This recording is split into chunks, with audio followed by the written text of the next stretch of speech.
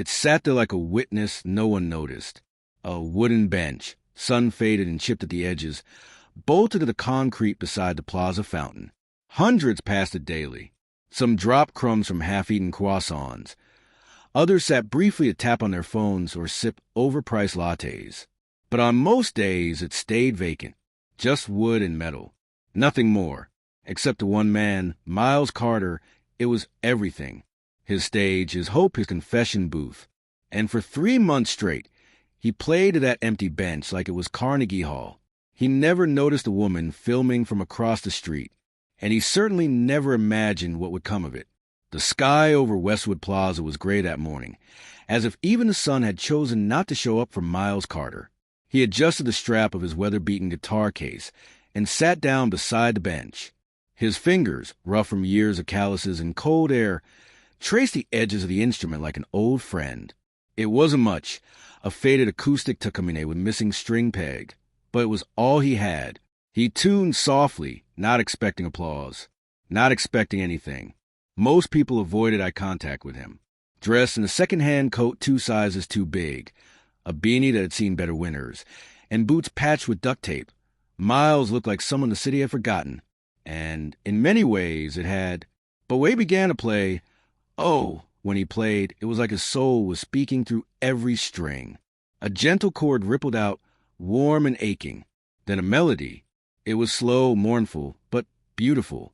A lullaby for no one, except the empty bench in front of him. The music lingered in the cold air, weaving to the scent of roasted chestnuts and car exhaust. But no one clapped. No one stopped. Miles' guitar case stayed shut. No coins.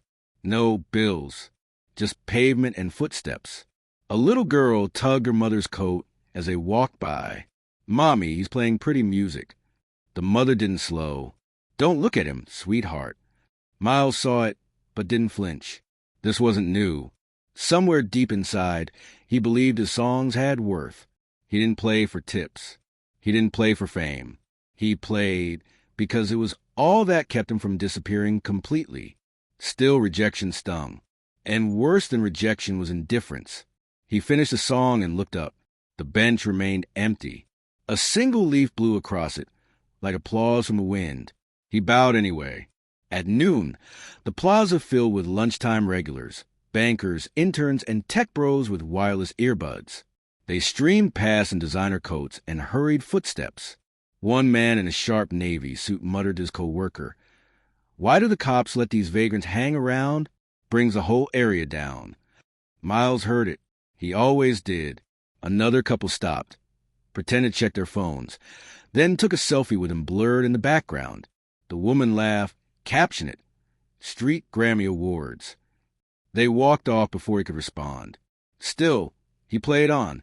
A melody he wrote years ago, back when his songs reached thousands, when his name was on billboards, when the world knew him as someone. Now, he was background noise. No one knew the truth. That Miles Carter once sold out theaters. That he once shared a stage with Grammy winners. That his world collapsed with one bad contract and a worse betrayal. Now he played for an empty bench.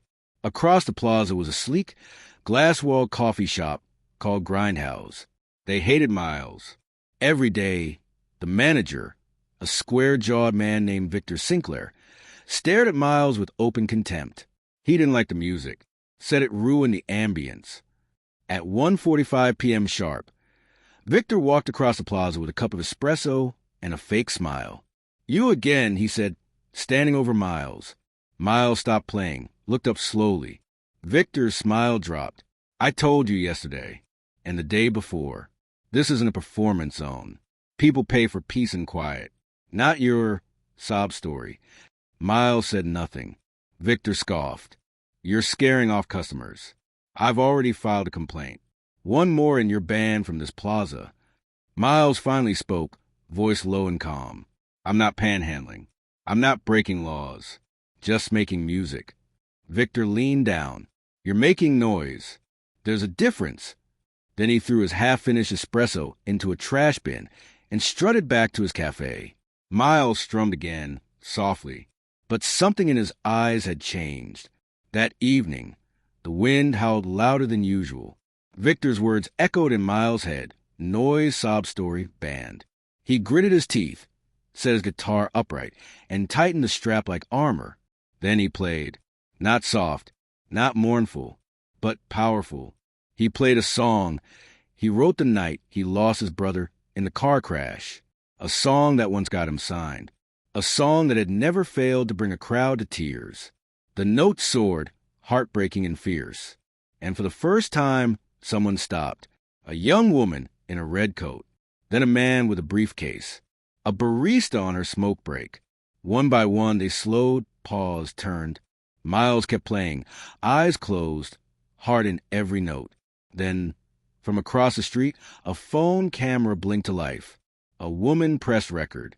She didn't look like a journalist or influencer, just someone who heard something beautiful in a place she least expected. She zoomed in on the worn guitar, on the empty bench, on the man pouring everything into his song.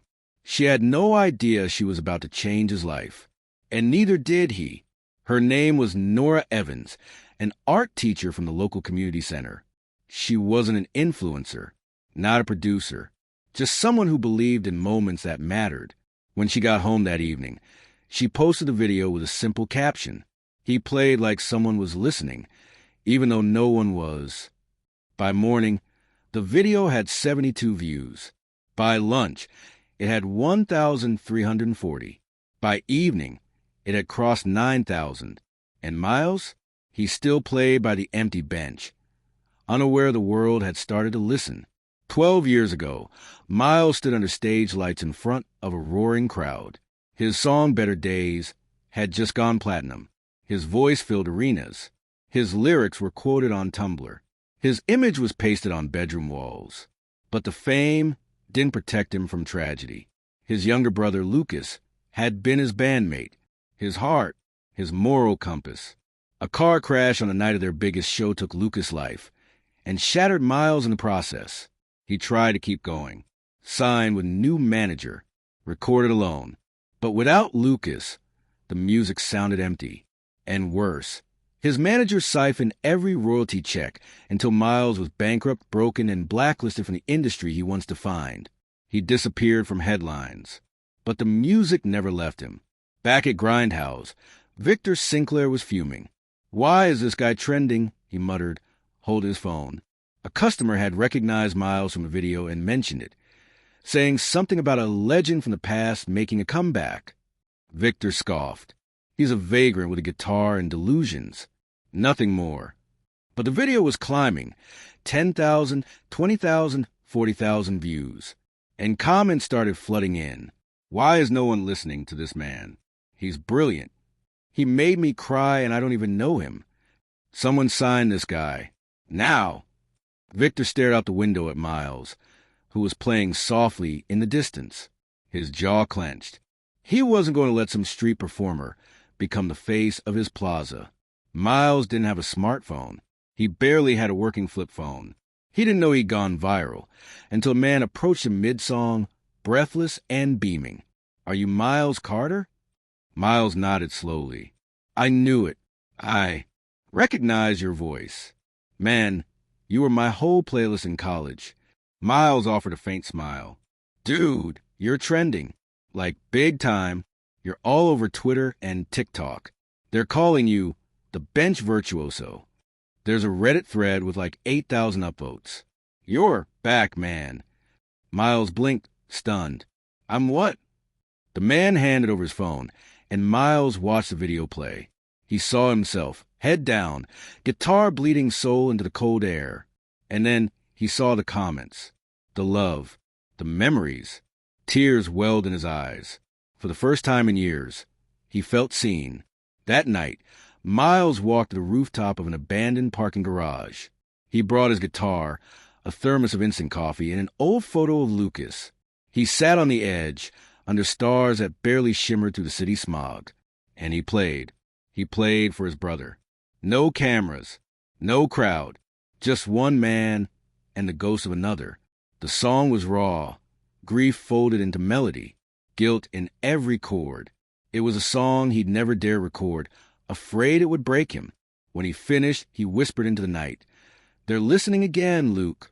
And for a moment, he swore the wind whispered back. By morning, Miles' name was trending on X. Someone dug up his old records. Someone else reposted a 2009 live show. Then came blog posts, music YouTubers reacting, and people piecing together his fall from fame. A podcast titled "The Musician Who Disappeared" aired an emergency segment on him. Another dubbed him the ghost voice of Gen Z's first love songs. Suddenly, record labels started calling. Indie producers, agents, even a streaming giant emailed asking for a documentary interview. But Miles didn't know how to respond. He hadn't thought past the next bench, the next melody. He wasn't sure if he wanted the spotlight back, until he remembered Victor, and how the world had let him fade away without asking why. Nora reached out again, this time with an offer, a feature on Morning Light, a local talk show with over 1 million viewers. Miles hesitated. He didn't have clean clothes. He hadn't done a TV interview in a decade. "Why me?" he asked. "Because people are listening," Nora said softly, "and they want to know who you are." That line hit something deep in him. He accepted. The studio was warm, polished, and nothing like the cold plaza bench. The host, a polished woman named Jessica Rain, smiled warmly. "So, Miles, why did you keep playing when no one was watching?" Miles cleared his throat. "Because the music wasn't for them. Not at first. It was for me. For healing. For Lucas." The audience quieted. He went on, "I lost my brother. I lost my voice. I lost everything. But the music, it stayed. And I guess eventually people found their way back to it." Jessica leaned in. "What would you say to someone who feels invisible right now?" Miles looked into the camera. "I'd say, keep playing. Someone's listening, even if you don't know it yet." The crowd erupted in applause. And the clip? It went viral, faster than the first video. That afternoon, Victor made a call. "To who?" asked his assistant. "City Enforcement, Code Violation Division." He filed a complaint stating that Miles was creating unauthorized performances and endangering pedestrian flow. 2 days later, a uniformed officer handed Miles a citation. No playing in the plaza without a permit. Miles stood stunned. "Since when?"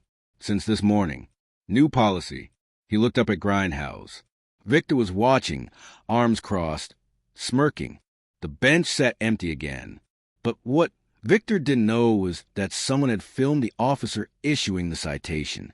The video showed Miles simply playing peacefully, then getting silenced. The caption? "They tried to stop his music. Let's make it louder."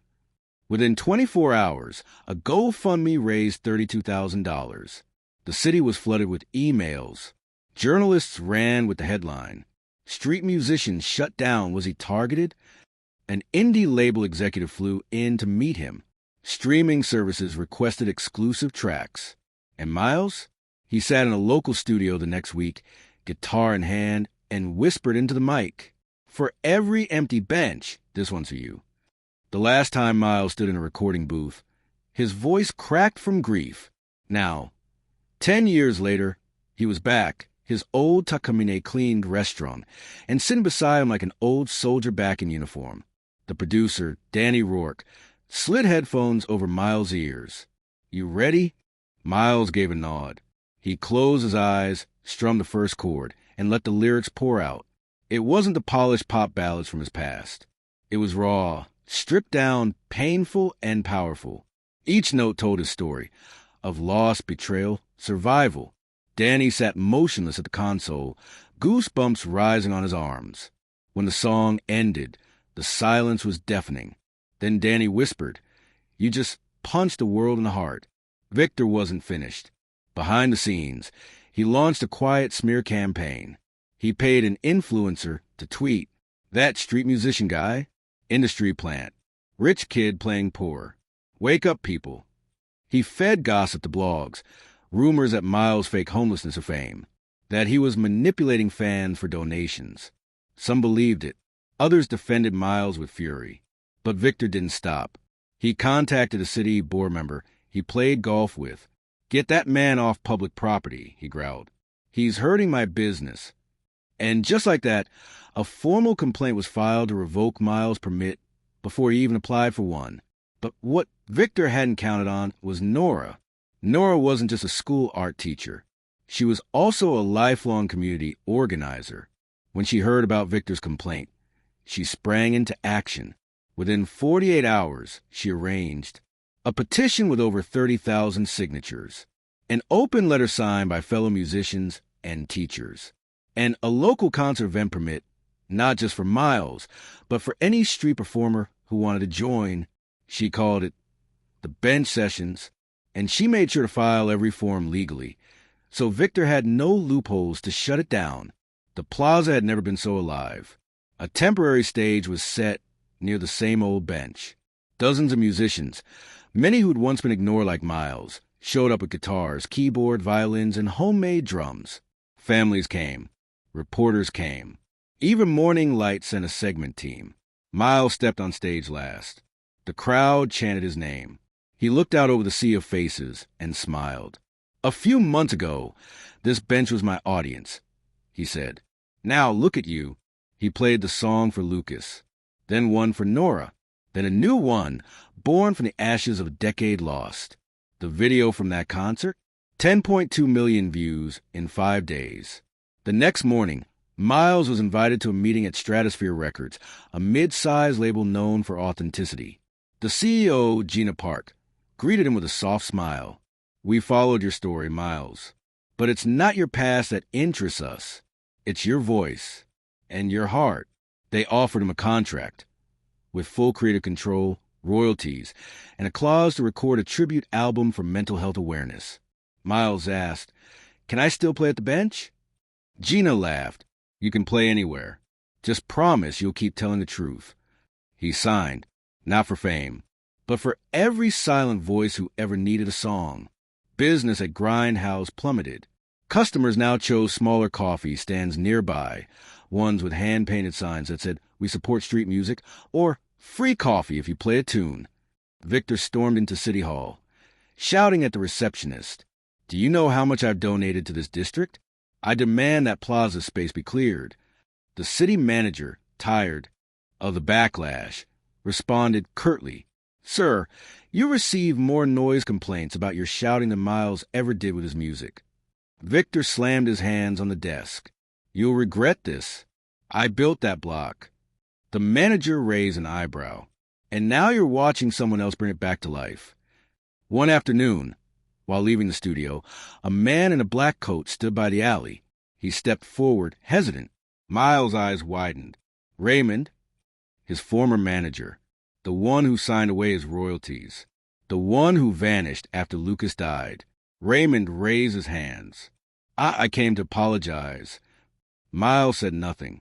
Raymond stammered, "I was a coward. I took your pain and your money. I don't expect forgiveness. But the world's watching now, and I wanted to say I'm sorry before they tear me apart." Miles stared at him, then simply said, "You don't owe me an apology. You owe Lucas." And he walked away. 2 weeks later, Miles was walking through downtown when he saw it. A billboard above the plaza. A black and white photo of the empty bench. And beside it, his name in bold, elegant letters. Miles Carter, still listening. Debut album drops Friday. He didn't authorize it. Nora had. She partnered with Gina to make it happen as a tribute. Miles stood there, heart pounding. He wept, not because of the fame, but because the bench, his lowest place, had become a symbol of his voice rising again. The final blow came quietly. Victor was served a cease and desist for slander after one of the paid influencers confessed to being hired.